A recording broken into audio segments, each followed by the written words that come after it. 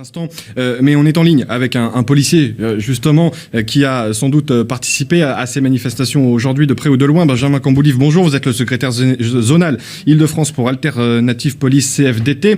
Pourquoi ces manifestations aujourd'hui? On imagine bien que c'est en réponse à ce verdict, bien évidemment dans l'affaire des policiers brûlés de vos collègues à Viry-Châtillon, mais on perçoit quand même que la colère est plus profonde dans les rangs de la police. Expliquez-nous. Alors déjà, pour aujourd'hui, ces rassemblements, ils sont l'expression d'un besoin de montrer la colère de mes collègues, leur frustration face à un verdict qu'ils ne comprennent pas. Ce qu'ils veulent dire aujourd'hui, c'est qu'il est inacceptable que les forces de l'ordre, qui sont protectrices de la population, c'est leur mission, leur vocation première, voient leurs agresseurs acquittés ou faiblement condamnés. La police et la justice, c'est le constat qu'on peut faire aujourd'hui, ne se comprennent plus. Donc la position de mon organisation syndicale, Alternative Police CFDT, c'est d'appeler au dialogue. Il faut que nous réussissions à être des partenaires et pas des adversaires, parce que la police et la justice sont censés avoir le même but, garantir la sécurité, assurer la justice aux Français.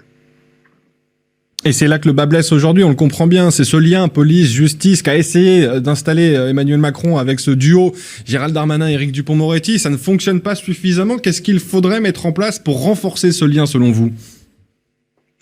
Encore une fois, c'est le dialogue qui manque. Parce que là, comment voulez-vous qu'en tant que fonctionnaire de police, vous admettiez qu'en première instance, des réquisitions qui vont de 20 à 30 ans, deuxième instance, elles vont uniquement de 12 à 18, et nous on demande, mais qu'est-ce qui a changé ?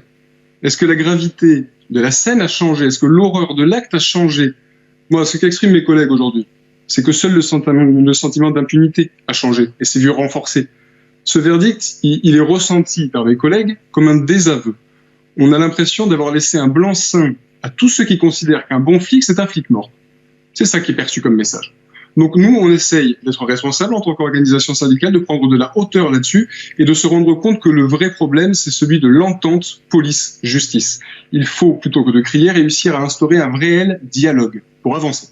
Est-ce que vous attendez, dernière question, qu'Emmanuel Macron s'implique davantage dans ce qu'il a lui-même lancé, le Beauvau de la sécurité, et notamment sur ce volet-là que vous appelez de vos voeux, ce dialogue renforcé entre la police et la justice? Est-ce que ça doit faire partie des priorités de ce Beauvau de la sécurité dans lequel, est-ce que vous le voudriez, Emmanuel Macron s'implique davantage?